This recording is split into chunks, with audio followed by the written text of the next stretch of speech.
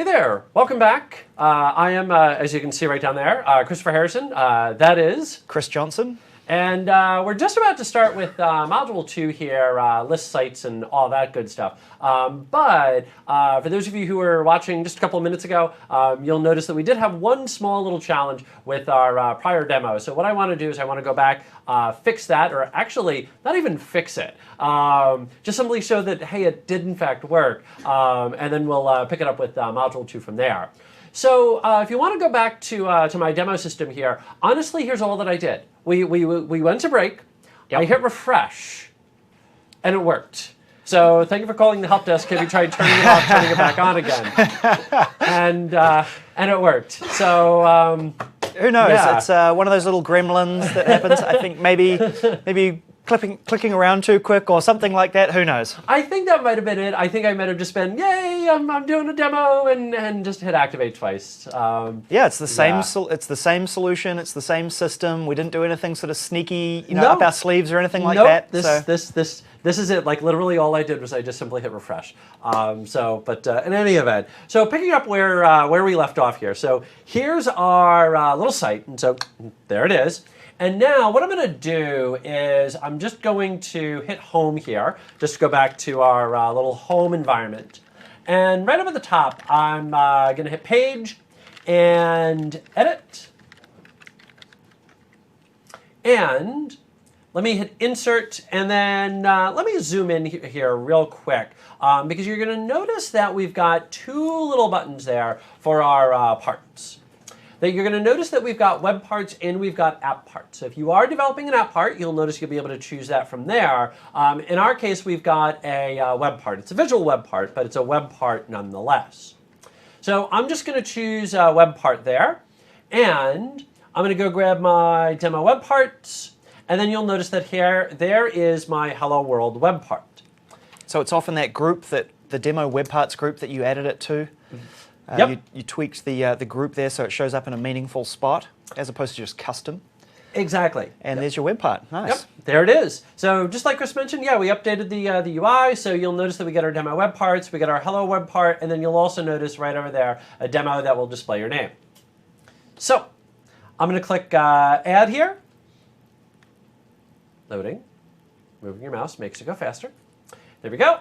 And let me go ahead and hit save now. You'll notice that it threw in untitled, and I could go in and play around with that, but we're starting to get a little ahead of ourselves on that. Tweak the look and feel and all of Yeah. those sorts of things through those web part properties. Yeah. Exactly. Yep. But in any event, what I'm going to do is just simply punch out a name, and I'm going to use Chris's name rather than mine. So I'll just go ahead and say Chris, and then hit submit,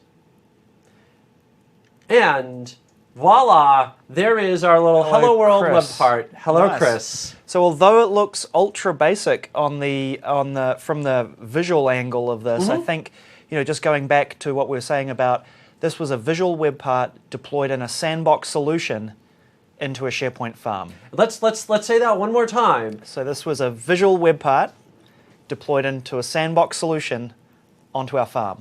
And that's a big change again from 2010. Then 2010, if you wanted to do visual web parts, the only way to do it was to set that up as a farm solution or go get the add-in. Now you'll notice out of the box, just boom, away we go.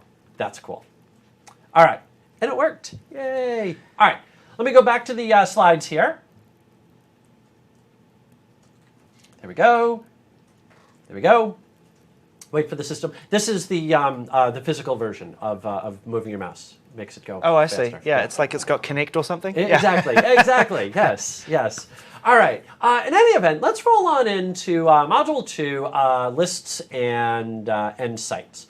If you hear me talk about SharePoint for more than about a minute and a half, the one thing that you're going to hear me say over and over and over and over again is everything is a list. And the reason that I like to keep harping on that is because there's frequently just so much confusion about document libraries and different types of data and all that I'm going to have inside of SharePoint. So I really just like to hone in on the fact that everything is a list, because at the end of it all, everything is in fact a list. Everything inside of a list is a list item. So once you understand how to work with one list, making the move then into anything else becomes a lot easier, becomes a lot more straightforward. So everything is a list. Yeah, you have document libraries, are called document libraries in SharePoint, Yep. but they're also lists. Right? Exactly. So they're just special special lists, I should say. That's exactly it. And so our lists are going to store our data. And so when it comes time to actually put something, when it comes time to model data inside of SharePoint, we are going to need some form of a list that's going to hold all of that. Our lists are going to have our columns. That's going to establish our metadata, which is really just a very fancy way of saying data about data. This is what we're going to use to describe the information that we're going to be storing. And since we know we're going to be asking for certain types of data, we want to make sure that there's going to be some consistency there. So you're going to notice that we've got the ability to create a list template, which is going to give us the ability to create a type of list. So like Chris mentioned earlier, document library, type of list, we're going to go in, create a type of list. So we'll be able to go in and do that. We'll also be able to create our own custom site templates or web definitions as well, which we're going to take a look at. But let's start off by talking a little bit about the component hierarchy, and let's talk about the main objects that we're going to have inside of SharePoint. Sure. Actually, while we're on this topic, somebody in the chat room has said, let's mention in 2013 that everything is an app, including a list. So I think what they're referring to there is in the UI of SharePoint 2013, when you go into the site contents of when you click on the site contents link down on the left-hand side there, and you go through to the area that shows you what you've got in your site, it says apps and add an app. And so in 2013 it was sort of renamed from add a list to add an app. And so adding an app like either a custom app or a document library, things are considered apps in there now. Yeah, and the different types of apps might have different things in them, and one of those things is lists. Yeah, that's actually a very good point. That's a very good point. So bring that back into our little hierarchy here. We've got our component hierarchy, we've got our columns, our content types, and our list columns and content types. So let's start off by taking a look at our component hierarchy. Now, I've trimmed this down just a little bit, that there's other moving parts as well, that we do have a farm, we do have services and so forth, but I really kind of honed in on the items that we're going to be working with on a most common basis. So up the root of everything is our web application, and that's going to be the main container for an on-premises solution for all of our site collections. The big things that our web applications are going to be able to do for us is determine what services it is that we want. So maybe we need two different search implementations, so we'd have two different web applications for that.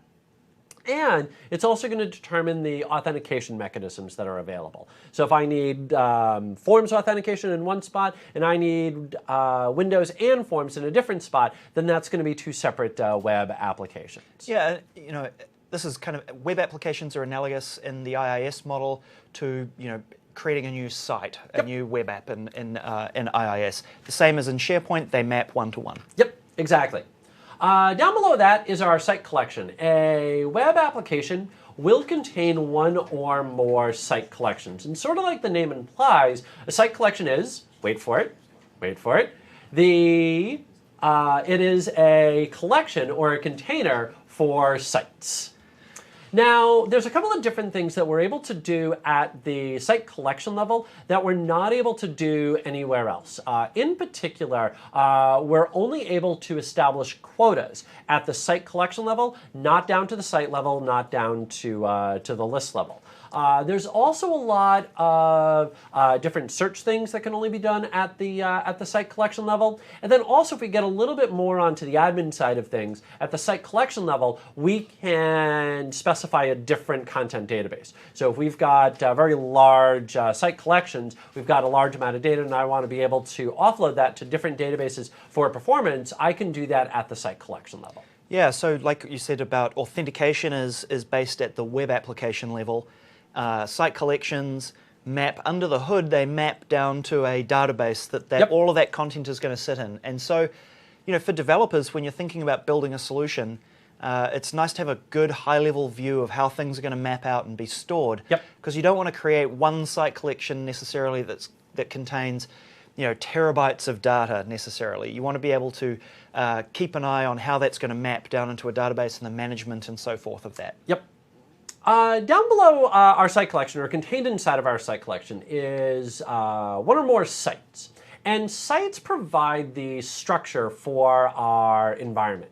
So our sites are going to be containers for other sites. They're going to be containers for lists. And really the main goal of a site is that's how I'm going to group like parts of data together. So if I've got something maybe around a meeting, sort of a classic example, if I've got something maybe for a particular team and they all need access to this block of data, this block of data, this block of data, generally speaking, the best way to accomplish that is put all of that together inside of a site. Yeah, think of it as a unit of content, right? Sure. It's a hierarchy-based unit of content. Inside there you've got sites underneath it. From a developer's perspective, it gets a little confusing. If you look at the server object model, you'll notice there's SP site and SP web. Yep. So SP site maps to site collection, the unit of a site collection, whereas SP web maps to webs that are within that site collection. And so that's that hierarchy of sites that I mentioned. So from the nomenclature and the API is slightly different than some of the words you'll see in the main SharePoint UI. But when we say site, typically we're talking about a site collection. Right. Yeah, and actually, if we kick back over, I've updated the site here, or the slide here, and I did put SP in front of there. Sorry, just old habits die hard. SP is the server side object model there. But you'll notice site and web. Then when we get into the client side object model, the SP goes away. So it's just simply site or web. On the server side object model, it's SP site, SP web. But regardless, it's still the exact same. That site is a site collection and web is a site. And if I can go one step further with that, if I can offer just a little bit of advice, that whenever you're naming your variables, use the names of the environment that you're in. So even though the UI might say site collection, when you declare the variable, call it a site. And even though the UI might say site, when you declare the variable, call it a web, just because it's going to make your life easier. I'm just a big believer. Organization consistency will set you free. Right, right. So one of the comments that we had in the chat was mentioning some of the business use along the way for these various components. Mm-hmm. And so the advice I would give around site collections, because they're a discrete unit of content or and that you can distribute amongst various databases. Mm-hmm. Permissions are granted at a site collection level. You can break inheritance of the permissions further down, but think of them as one unit of measure. So a good example of how this would map to a SharePoint environment might be a particular project might have a site collection. Mm-hmm. And the reason you might want to do that is because when the project goes away and finishes, you might want to be able to archive that whole site collection all at once. And take it away. Whereas if you build your site hierarchy with subwebs along the way, mm-hmm. it makes it much easier, much harder, I should say, to deal with those subwebs later on. So rather than necessarily bucketing thousands of project webs all within one site collection, you might want to think about splitting those out at a higher level. That's a tough question to ask without knowing your organization, but it's something to consider. Exactly, yeah. That to try and answer questions like that, there's a lot more involved, really having to kind of go back and forth, figure out exactly what it is that you're trying to accomplish, what data you're trying to store, who needs access to it. There's a lot of questions that need to be asked along with that. Now, the analogy that I always love whenever it comes to SharePoint is databases. That our site collection, you think about a SQL instance, and that's our container for databases. Our sites are databases. That's eventually going to contain our tables, which will contain our rows. In SharePoint terms, our site is going to contain, well, other sites, but it's going to contain lists. And lists are where our data is going to be stored. Again, everything is a list. That's where all of our data is going to be. On every single list, we're going to have columns. And inside of our list, we're going to have items, which would be analogous to our rows. So columns to columns and items to our rows. So if you're a database person, say SQL or MySQL or that database that comes from that company that starts with an O. Yeah, I'm not sure what you're talking about. Yeah, something like that. But in any event, if you're familiar at all with any one of those environments or even Access, and you've done a database, you have a pretty good understanding already of how SharePoint is sort of structured there. So we've got our list, we've got our columns, and we've got our items. And just to confuse matters, if anybody goes poking around in SharePoint's internals and takes a look in the content database, those lists don't map one-to-one to tables inside of SQL. No. So all of your list data ends up in a table inside of SQL. It didn't used to be like that way back in SharePoint days, but now you can think of a list as a table, the analogy you used, but if you go looking around in the database, which some people have a tendency to go take a look at, you're not going to find one table per list. Right, exactly. And really the general guidance when it comes to the database is treat it like a black box, that just leave it alone and let SharePoint do everything that it needs to do. Yeah, you certainly don't want to go and fiddle around with things in there. No. Unless you like support calls. Yeah, well, and you'll if you go change stuff in the database and things, you'll end up breaking your support with Microsoft. So it's definitely not a great idea. Exactly. Now, bring it back to the slide here real quick. I just want to highlight under our site or SP Web, we've got our columns, our content types. And then again, under our list library, we've got our columns or fields, which is how they're known as inside the APIs. And then you'll notice our content types. Now, all of that is just simply a lead-in to the next little section here. That when we're talking about storing data inside of SharePoint, again, it's all about organization and consistency. That quite frequently, we're going to have the exact same data, but I need to store that in different places. That maybe, for example, we've got different sales leads, and I want to be able to store our sales leads over here for Northwest, and over here for Southwest, and over here for, inside of different lists. And even though I might be creating different lists for our different regions, at the end of the day, a sales lead is a sales lead is a sales lead. And there's still going to be first name and last name and email address and phone number and proposal or whatever else it is that you might have, regardless of the list that it's in. And again, organization and consistency. I want to make sure that if it's a sales lead, it's always going to look like a sales lead, regardless of where it is. The way that we describe our data inside of SharePoint is by using columns. And I can go directly to a list and I can add on a column, but I'd really prefer to not do that because if we just go to a list and we add on a column, I've modified that instance of that list and I'm not going to get reuse. So fortunately, what we can do in SharePoint is we can create columns at the site level. Now, keep in mind that when you create a column at the site level, it will flow down to all child sites. So you will get inheritance there. Now, the thing about a site column is that it's the definition, it's not the actual implementation. That this is where I'm going to describe, hey, this is the data that I'm going to store, but it's not actually going to store the data. Lists store data. This is going to be used by a list to describe the data that's going to be stored inside of there. So this is describing the data, but this is not actually storing the data. Again, all that's going to be inside of our list. Yeah, it's great for usability, right? So Yep. You define a column once at a site collection level as a site column. Yep. And then you can use it in multiple lists in different sites. Exactly. And then you're going to notice on the creation side that we can do this declaratively, which we're going to take a look at in a few minutes. We can do this through the object model, or we could just do this through the SharePoint UI. Now, doing it through the SharePoint UI is by far the easiest way to do it. That you just simply go into the site settings page, you go in and click on the little site columns link, you go ahead and click on add, you define everything inside of there, and away you go. The challenge, however, with doing that inside of there is that's limited to now just that site and then all the child sites, that I'm not going to get any portability. So if I need that inside of this site collection, this side of this site collection, inside of this site collection, or inside of this web app, this web app, this web app, or heck, even this farm, and this farm, or this O365 tenant and this O365 tenant, I'm not going to get that if I just simply go in through the UI.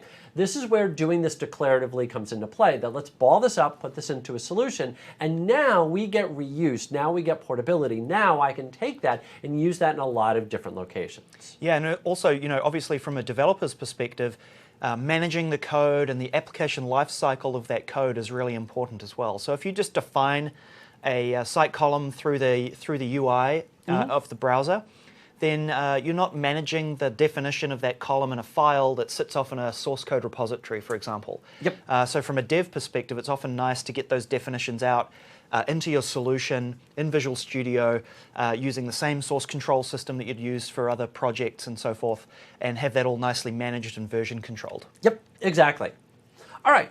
Now, having an individual column is okay. That what I could then do is I could go to all my different lists and I keep adding that column in. But think about your data. Your data is never just one column. Your data is multiple columns. So rather than going to this list and adding on this column, this column, and this column, and then going over to another list and adding on the exact same column, and then that's going to get a little bit old. Wouldn't it be great if you had a concept that let you group columns together? Dun, dun, dun. I like where you're going with this. So wouldn't you know that we have this cool little thing called a site content type. Now, at its most basic, a site content type is a collection of columns. Now, what I do is I go in, I create my content type, and I say, all right, well, I want it to have this column, and this column. And then what I do is I go to my list, and I point it at the content type. And once I point it at the content type, it will automatically get all the columns that are inside of that content type. And there's a lot of great advantages to this. That first of all, now all of that's going to be centralized. Second of all, it's going to be one unit of work. But last and certainly not least, when we're just talking about columns on a content type, is I get centralized management. The only thing that is, of course, truly consistent in development is change. And at some point, we're going to need a brand new column. Now, if I've modified 8 different lists, and I realize, oh, wait a minute, I need a brand new column, I'm going to have to run around to all those lists and add that column in. Or if I think about maybe creating a list template, which we are going to get into, the problem with a list template is that once you create the template once you create the list based off of that template, there's a separation. That it's essentially a cookie cutter. So when I go in and I lay out my cookie dough, and I go in and I use the little cookie cutter, and I go off and I bake my cookies, if I break that cookie cutter, it's not going to have any impact on the cookies. Sort of the same concept here with our list template, that if I go in and I modify our list template, it's not going to impact any of the lists that I've created off of that template. But if the list points at a content type, and now I add a column to that content type, all the lists will now see that change. Because they were pointing at the content type, they didn't actually have the columns defined locally on the list itself. Right, so it's a great way to you've got reusable columns, you group them into content types. So a good example of this would be, say, a specification document, right? You might store specification documents for your various projects in all sorts of different libraries, right? Yep. And you define one specification content type and put the columns on that, and then add that content type to a number of different libraries. And then when you want to add a new column to your specification, maybe RTM date for the feature that you're building, yep. Or complete date or something like that. You can add it to the content type, you can then push it down, and it's available to all of those libraries that use that content type. It's also worth noting, I think, that content types can inherit from other content types. So a good use of this is the ability to create a set of organizational content types. So maybe a base document content type or a base specification content type that has maybe 2 or 3 fields, and then other folks can come along and create a new content type that inherits from one of those. So say you had a base specification content type, you could say, I don't know, custom software specification could be a new content type that inherits from spec and then adds additional columns to it. And so you can build up this hierarchy of content types that inherit from one another and so forth. Exactly. Now, to go beyond just simply columns, content types can have a lot of other things associated with them, that they could actually have a document template. So if maybe as part of that specification there's a Word document that needs to be filled out, we can associate that with the content type. So that way I go in and I say, all right, well, I want a new specification, and then poof, it will launch Word with that document template that I then want to use. On top of that, if there's any global event receivers or any global workflows, that I can go ahead and put that onto the content type. So kind of keeping along with that same specification example, that there's a very good chance that there's some form of a workflow that needs to be followed with that specification, that there's a particular manager that needs to sign off on it, and then IT needs to sign off on it, and a project manager needs to sign off on it, whatever it is. And again, regardless of where we happen to be using that specification, it's probably always going to be the same, or at the very least a similar workflow. And so we can go in and define that workflow, associate that with the content type, so that way, regardless of the list that we're using it on, we'll always be able to have that workflow available. Yeah, so you've mentioned a few things there. You can tag onto content types. You can also do things like information policies. Yes. About the use of those content types, and things like retention periods can be applied at a content type level rather than just at a library level. Also, somebody brought up about managing content types. So one of the questions I get asked a lot is around, where do I define the content types? How do I manage them across huge organizations and so forth? And so it'd probably be worthwhile bringing up the concept of this, what we call a content type hub, which is like a central distribution point for content types to various sites. So again, if you've got multiple site collections, because content types can be defined at the site collection level, and you want to push your organization's standard content types out into those site collections, you could use a content type hub as a central distribution point for all those standard organization-wide content types. Now, one little thing to note about that, it's actually one of my favorite little features that came along with 2010, is that does require the Managed Metadata Service, or MMS, to be set up. And that's only available on SharePoint Server, be it standard or enterprise. It's not available on SharePoint Foundation, unfortunately. Right. Yeah. So now, as far as setting up our content types, again, just like with a site column, we can do this declaratively. We can do this as part of the object model. We can do this through the UI. Now, just to hopefully kind of put a nice little bow on that entire conversation, you'll notice that we've got a little slide here where we mention what we're defining at the site level and what we're doing at the list level. So at the site level, we can create a column, we can create a content type. And again, our content type will have columns.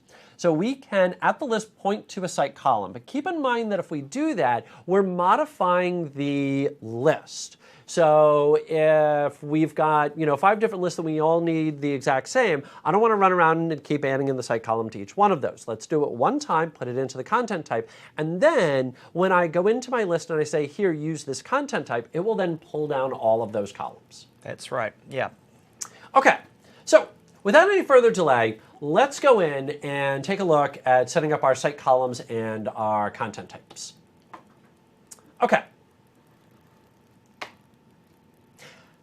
I'm amazed I actually made it that long before I accidentally turned off my monitor. Cool. You have to tell us. Yeah. All of a sudden everything went black. Panic. Okay. So in any event, for those of you that are watching, you'll notice we've got these little monitors right here, and they really are nice, touchscreen, the whole 9 yards. But right over here, there's the power button, and this thing is just uber sensitive. That if you just breathe on it funny, it turns off. So, all right. In any event. Let me go ahead and just kind of keep things separate. I'm going to create a brand new project here, and this will be our content types. Actually, I'm going to call this data structure. That's what I'm going to call it. I'm just going to change my mind there, and let me hit OK. And once again, let's do this as a sandbox solution, and I'm going to hit Finish. OK, Cool. So now let me go ahead, right-click, and add new item here. Now, you'll notice that we've got all of our little templates here. And Chris, I have a bit of a confession to make here. Uh-oh. Okay. Live on air. Yes, here it is. Are you ready? In all my years of doing development, I think I could probably count on one hand the number of times that I actually sat down, fired up the camel, and put together my own column, my own content type, my own list template. It was just such a pain. Right, so when you're talking about camels, we've got to be a little bit careful here, right? You're right. For those who don't understand what we're talking about when we say camel, it's an abbreviation or an acronym, CAML. Right. Not the humped variety that you jump on in the desert and ride out in places. Yes. So we're talking about camel language, which Right. is a XML-based definition language that Right. we use in SharePoint for doing some of these things. Exactly, yeah. Collaborative Application Markup Language, CAML. And one of the things that Visual Studio didn't offer in the past was a very nice editor for a lot of the camel. We had some of it, like the features, the solution, all of that was fantastic in 2010. 2007, we basically had nothing. Yeah, there were some third-party things There that people was created. a lot of great third-party support, absolutely. But yeah, not in Visual Studio. Now I'm just going to go into Site Column, and let's go ahead and just create a very basic little setup here. And you like doing movies, you said? Yeah, absolutely. I love movies. Okay. All right. So then let's go ahead and let's do a movie, and let's go ahead and create a real quick column here of movie description. It's my first day with a keyboard. There we go. So movie description, and let me hit add. And so what you're going to notice is that we do get our XML pre-built. Now, you are going to notice that we don't necessarily get a fantastic editor here. But the couple of really nice parts that have automatically taken place here for us is it has set up most everything that we would normally want. That you'll notice that it did create the ID automatically for us, so we don't have to go and set up the GUID. It does set up the internal name without spaces. It does set up our display name, so it picked up my Pascal casing, put that into there. And then you'll also notice that we do get our type. And so inside of here, I can then go in and specify whatever I want my type to be it a choice column or otherwise. And then I also get to specify my little group, and let's say movies. There we go. All right, so at least we got the XML. All right.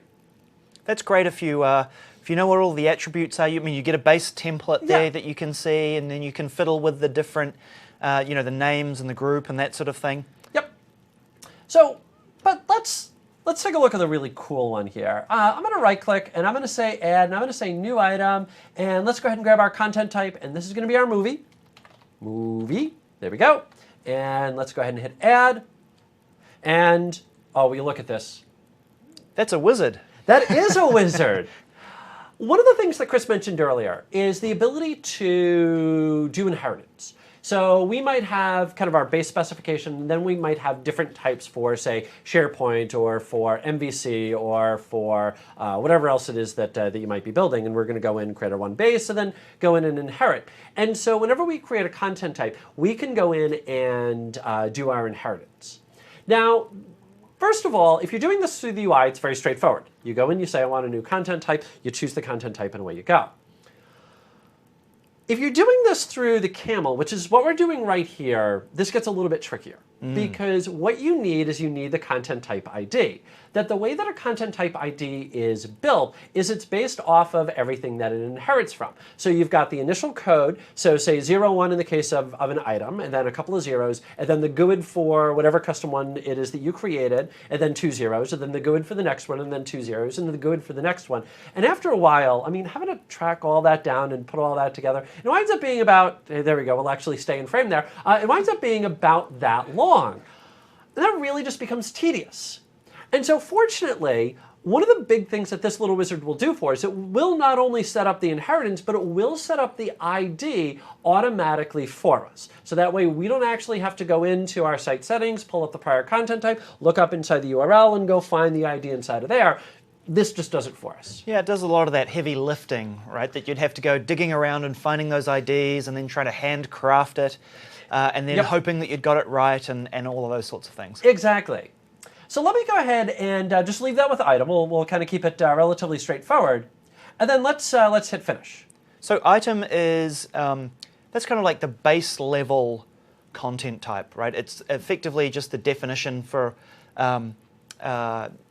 a row in a list, right? Yep. It's not, hasn't been enhanced in any way. It doesn't have a whole bunch of columns already on it and those sorts of things. So it's a nice one that if you just want a blank content type, it's a great place to start from. Exactly. All right.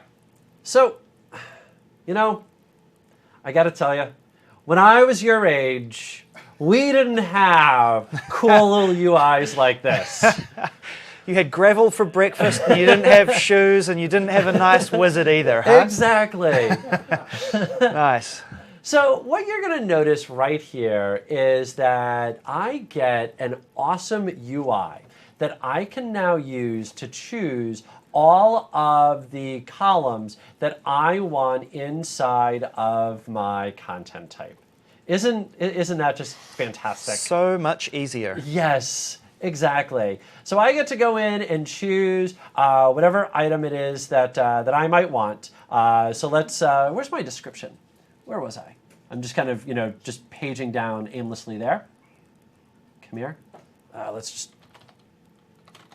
Movie description. Movie description. There we go. Perfect. There we go. Let's go ahead and choose that. And then you'll notice, hey, we could go ahead and grab the next one that we might want and kind of keep on going on from there. So we'll just go ahead and keep things nice and simple. So this is adding columns, either site columns or to your content type, correct? Exactly. Exactly. Yep. Now, if I see my columns, there's all my columns that I can now use. And then if I come over here to the content type, now is where I get to specify how that content type is going to appear. So I can give this a name of movie. I can give this a name of describes movies, like that. I can choose the particular group that I want that to be in. Let's actually just call this our movie content types. Like that. And you'll notice that I can also choose whether or not it's going to inherit the columns from the parent content type, whether or not it's going to be read-only, whether or not we're going to hide it from the new button, so that you could only do that with say, PowerShell. All right. In any event, let me go ahead and deploy this. I'm just going to do a real quick right-click and deploy and push this out to my little site. Now, one of the things that I want to mention there is while this is doing its thing and it's doing a deploy, you're going to notice that last time we did a publish. And all that publish does is it just simply uploads the WISP file, the solution, and that's it. That it doesn't activate it or doesn't bring it to life. It just simply deploys it out. When you do a deploy from Visual Studio, it will take the next step and actually activate it. And what's nice about that is that if you're trying to just do some testing, which is exactly what I've done here. By the way, I just realized I have a typo there. Describe moves instead of movies. That's all right, though. But in any event, when you go in and you do your deploy, it will automatically activate it, which makes it much easier to test. It just saves that additional step. Or going back to an earlier demo, it just saves from accidentally trying to activate Clicking it the twice. buttons, yeah. Yes, exactly. All right. So in any event, let me go into my site settings. I like how each version, they move site actions from one side to the other. It's a trend. It's either on the left or the right and then back again just to keep things real, right? Exactly. Yes, we're just keeping everybody on their toes. So what you're going to notice, sure enough, if I go into my content types, and let's just do a real quick. My Control F doesn't want to work. Okay, fine. We called it. What did we call it? We called it movie. Movies. Movies. There we go. There's our little movie description that we created earlier. And if I kick on back to our content types, and let's go ahead and scroll down, and then sure enough, there is our little movie content types. And if I open that up, we can now see our little movie content type. So it's got the title, which it inherited from item, and it's got the movie description, which we now added in. Yeah, so sometimes these lists get quite long, right? So over on the right-hand side, under the source column, you can see where the columns have come from. And so in this case, the title came from the base item content type. But as these things grow, it's really nice to be able to refer to this and see where they've all come from. Exactly, exactly. So let's just close this off real quickly here. I'm just going to go back to the gear, add in an app. Again, that's where our lists are, Right. inside of apps. Let's go ahead and choose custom list, and let's go ahead and say movies, and hit create. And let's open up our movies here. There we go. And I'm going to go into my list and list settings. And then if I go into my list settings, you're going to notice nowhere inside of here does it mention content types. Right. By default, it hasn't got content types turned on, right? Exactly. We just need to go into advanced settings. Put the little dot next to yes, allow management of content types. And then let's scroll on down, hit OK. And now there are our content types. Right, right. So now you can go in and add, say, that movies one to this list, right? Yep. So we'll just hit add. Movies. There we go. We'll hit add. We'll hit OK. And you know, the other thing that I'd like, really don't want item there. I'd like to just get rid of that. So I'm just going to hit item. And I'm going to hit delete. Am I sure? Yes, I am. Cool. So now, back to our little movies here. Now, one little thing that I do want to mention is when we just go in and associate a content type, it's not going to automatically update our views here. So we would have to, if we wanted to, go into our view. Let's just go ahead and hit modify view. And to add those additional columns? Exactly, and Yeah. add that description column. There we go. Scroll on down, movie description. So all these other columns here, those weren't added by our content types. Those are base columns already on every list, right? So Exactly. things like modified by and modified date are standard fields that you get on every list. Exactly. So now let me just scroll on down and hit OK. And now there's our little movie description. And, oops, let's hit new item. And there's our little title. And I'll put in my favorite movie, High Fidelity, best John Cusack movie ever. And apparently, I'm just going to put eyes in the wrong spot. Movie ever. There we go. All right. And hit save. And sure enough, there's our little data. Cool. So we could also have done this through Visual Studio, right? We could have also created our movie list and added the content type to that movie list direct from Visual Studio as well, right? That's an excellent point. In fact, what do you say we talk about that? So let me go back to my slides here.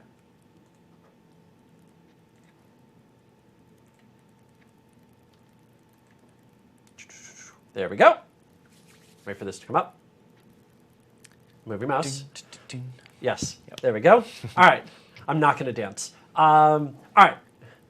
In any event, bring this back over here. So our custom list templates and definitions. So one of the things that Chris just mentioned is, you know, we could do this through Visual Studio. And the great advantage to doing this through Visual Studio is that now we'll be able to deploy this out along with the content type. Because typically if you're creating a content type, you're eventually going to want a list. It's sort of the whole reason you're doing this. So we want to be able to create our template as well. And so you'll notice that we can do our template, we can do our definition, both through Visual Studio as well as through the UI.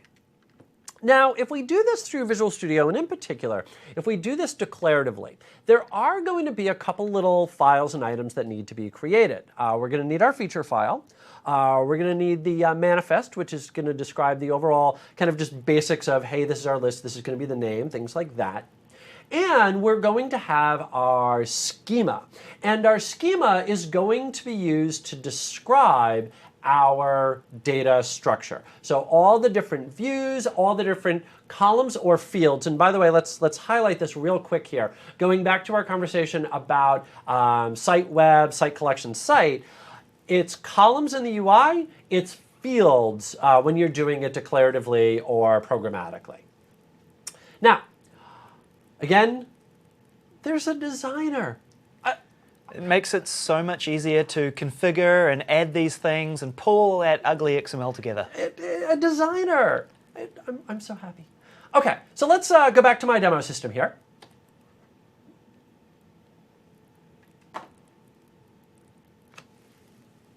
Like, yeah, exactly. Yeah, keep doing that. I had to double check. I didn't turn off my monitor that time, I swear. Okay, back over here, wait for Visual Studio. Perfect. All right, so now let's go ahead, right-click, add new item. And there is our little list. And let's give this a name of movies. And before I do that, let me, real quick here, I'm going to avoid the mistake before it happens. Delete. Hit OK. There we go. All right. So now, back over here, let's go ahead and say movies. And let's hit add. And so now you're going to notice it'll say, all right, well, what name do you want? And we want movies. And what do we want to base it on? And we'll go ahead and base it on our custom list. And I'm going to hit finish in a second here, but I do want to highlight for my 2010 people that we had this in the past. That was there in 2010. But after you hit finish, all that it really did was just give you the ability to start editing XML. Right. It got you started, but... yeah, and then just sort of left you there. Right.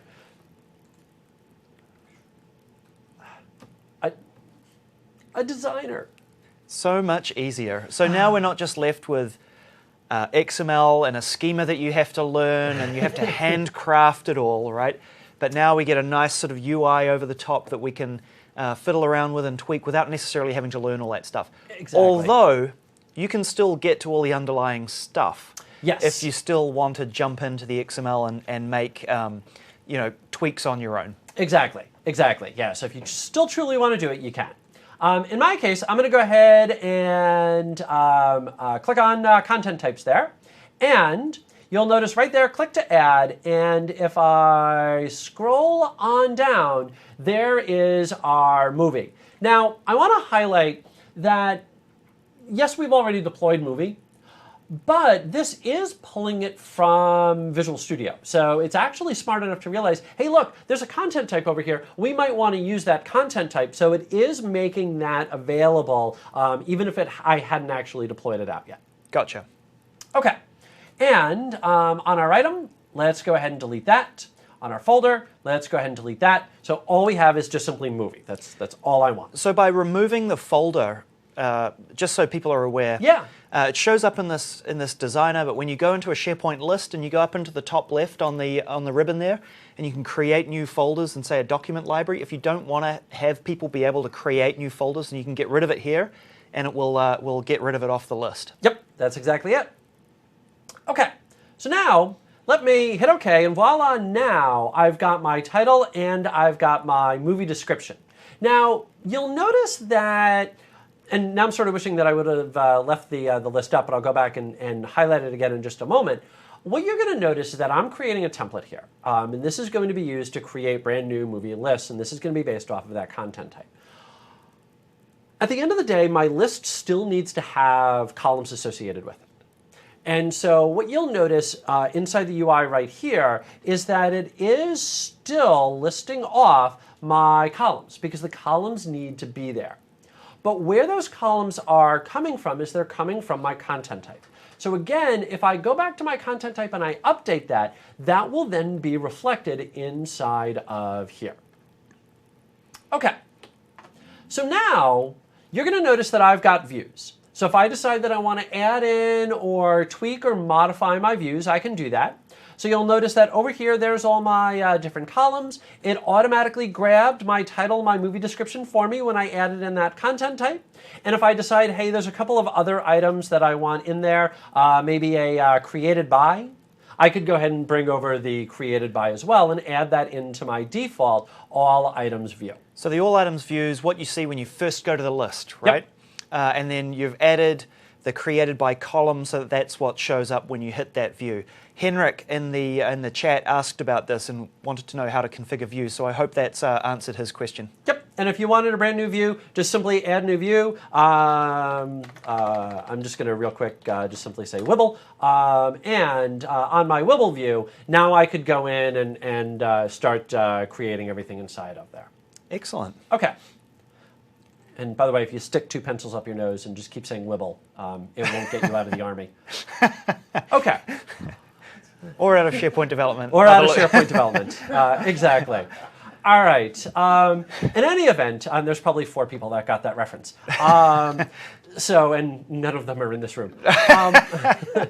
But in any event, the last little thing that I want to mention is that this is going to create an instance of the list automatically for me. And I can choose if I want to not to have it created. But may as well go ahead and do it. So there's my movies. My movies stores a collection of movies. There we go. And now I've got all that created, set up, and ready to go.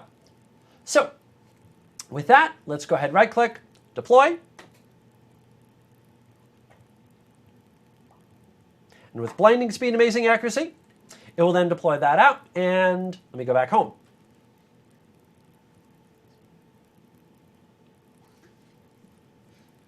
There we go.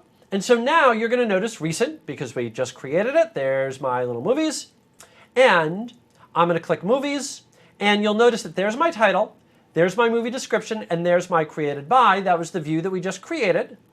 You're also going to notice that if I go into new item, or better yet, if I hit the drop down on new item, what you're going to notice is that there is my little movie content type. You'll notice that it says describe moves. Because again, I still don't have an I in there, but that's all right. But what you're going to notice is that there is that content type. So if I hit new item, if I hit new item and then movie, that in all 3 of those cases, I'm now going to get this little screen right here. I can then go ahead and give this a title, Black Adder, and then my description, not really a movie, but that's where Wibble is from. There you go. It's a BBC show. Baldric. Yes. You did get the reference. Excellent. Okay. So we'll go ahead and hit save, and sure enough, there is my new little item. Now, before I leave this behind, I do want to go back into my list settings here, if for no other reason than just to highlight the columns down below.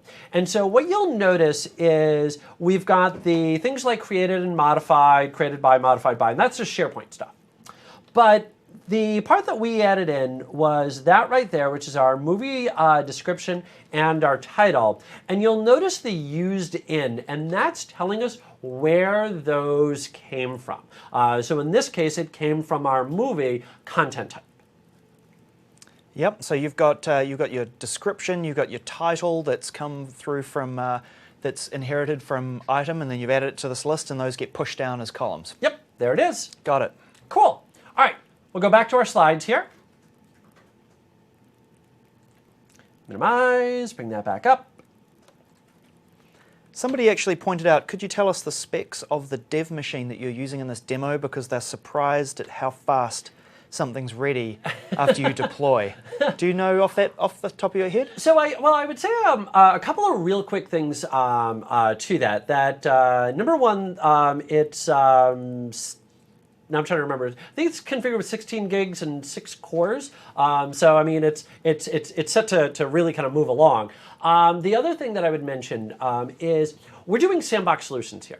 We're not doing farm solutions. So for those of you who've done things in 2010 and are much more familiar with doing farm solutions, the biggest thing about doing a farm solution is you need that IIS reset to get everything back to life again. Because of the fact that we're doing sandbox solutions, we don't need that. And that, I think, is a bigger reason as opposed to just the specs as to why it's there basically instantaneously. It is a huge benefit, right? Yeah. Not having to cycle that whole process back up. You're just dropping it in the sandbox, spinning that up, and away you go. Exactly. Yep. Yeah. So I think it's sort of the combination of two things there. Okay. Last but not least is setting up our own custom sites here. Now, we can set up custom sites in a couple of different ways. One way that we can do this is by utilizing a site definition. The great advantage to a site definition is the fact that this is not going to be dependent on any other component. That everything that I put inside of there is going to be specific for that definition. It can exist all on its own, and it doesn't need anything else configured on there, that it can just bring everything along that it needs for the ride. There are a couple of problems with this, the biggest of which you're going to notice has to be deployed out with a farm solution, which goes against everything that we've been saying and talking about up until this point here. Yeah, you can't send it off into SharePoint Online, for example. Right. It gets deployed as a file. You have to be an admin to put it out on the box there. All the files go down onto the file system on SharePoint, and then it's replicated across the different web front ends and so forth. Exactly. Now, the easier way to do things is to create a web template. Now, you are going to notice that you could do this programmatically, just simply save as template. You'll also notice that you could do this in the UI as well, which is what I'm going to demo here in just a couple of minutes. There is one very big catch, however. The one problem that we do have with doing web templates is that we're not actually creating a true definition. What we're really doing is setting up a Delta file. It's going to be built on top of the existing definition. So when you go to deploy this out to the remote system, if you do not have that original definition, this is not going to work. This is a really important point, I think. Yeah. Especially if you're wanting to move solutions between different environments, right? Yep. Then if you're doing a site definition and you deploy it, all those files go down onto the box. And then if you create sites based on that definition, they're reliant on those files being on the SharePoint server. So if you back that site up and move it, Yep. you also have to make sure that those site definitions have been deployed to that farm first, so that your site knows where to find the files and everything works nice and smooth. Whereas site templates go as part of the content. Exactly. Exactly. But are still reliant on the definition that they inherit from. Right. Yep. Yep. Now there are two little files that are going to be used to create a site definition. We've got our web temp, we've got our onit file that are going to have all the different configuration definitions and the site structure, and then again we can include all of our different pages and so forth. But here's the couple of very big downsides to, again, doing our site definitions. Number one is I want to highlight down here at the very bottom our deployment location.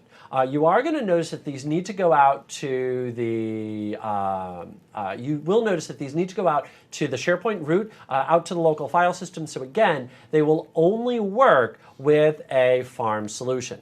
The other very big thing is this, and I'm going to throw my demo slide here and then kick over to my demo box. And waiting.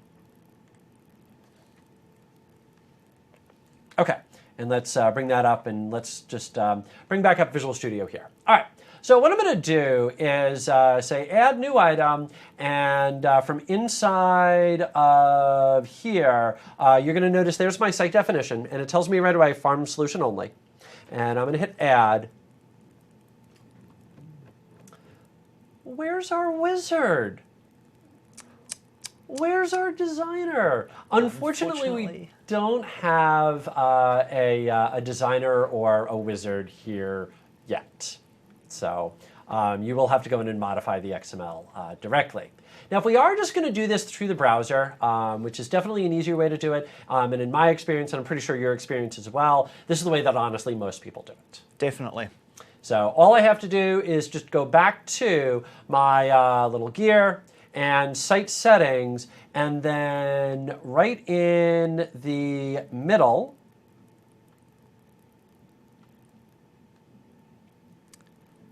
Really gone. Save as site template. Have you got publishing features turned on by any chance? I very well may. So publishing features, Yeah, if I'm go ahead not and- mistaken, They will do. will turn off the save site as template. Yep. And no, my publishing is off. Maybe off in the site collection. Oh no, interesting. What are we missing? Should be over under the site actions menu over on the right hand side there. Not sure what template This or is just definition you created you know the why site this from. is the developer template. Gotcha. So yeah, Gotcha. so it's not in there. You know, let me Create a team site or you know something what? along Yeah, those here lines? let's actually just do this. Here's what I'm going to do. Is it would actually be right there. The link would be right there, and it would just simply say, hey, what name do you want to give it? This is actually not on the developer site, and the reason that I have the developer site here, and this is a very important point going forward, is when we get into doing apps. One of the big restrictions to deploying out an app is that typically this needs to go into the app catalog, which makes things a bit of a pain if I'm trying to do testing, deployment, debugging, and all that good stuff. Because what I always have to then do is I always have to then add that into the app catalog and then go to the site and add it in, and away we go. What we really want to be able to do is just simply push it right into the site, or what's Right. known as side loading. And in order to do that, the developer feature must be turned on, or you have to be using the developer template. And so that's why it's not there. It's because I've got this on the developer template. Yeah, so the other reason that you might be missing this under the site actions there is if I get people ask this quite often, is where's that site template link gone? And if you've got the publishing features turned on in a site, Yep. then that, I believe, if I'm not mistaken, It- that it's link the exact also same. disappears. Yeah, it is the Yep. exact same. Cool. All right. So with that, whoops, I apologize. Forgot to give my guys in the back there a warning of, hey, by the way, I'm going to go to the slides. Surprise! It's not quite as magical as it looks, huh? Yeah, exactly. In any event, let's go ahead and do this. So what we saw in that module was how to go in and create our site columns, how to go in and create our content types, how to go in and create our list templates, which is seriously, in my opinion, probably the second coolest new development feature that we have in SharePoint. I love the workflows, but that really is, I think, the coolest thing. And then also, we talked about the ability to go in and create our site templates and our site definitions. And doing all of that is going to give you that reuse and that consistency of your data and that consistent structure throughout your entire environment. So, with that, what do you say we take a break for a meal? It's lunch where we happen to be. It's well, whatever meal it is that it happens to be wherever you're at. Breakfast or dinner, maybe? Yes, or I'm not sure. Yeah, the second breakfast. Right. Yeah, who knows? Late night snack. But in any event, let's go ahead and take 45, and then we'll come on back and pick it up with the next module. We'll start getting in and doing some client-side development, which will roll us naturally into apps. So we'll see Yeah, you guys. Yeah. I think it's going to be a lot more code heavy from this point Oh, on, yeah. right? This is a lot of introductory stuff so Yep. far. Yeah. So go and have something to eat and get ready for some deep dive into Visual Studio. Yep. We'll see you guys in 45.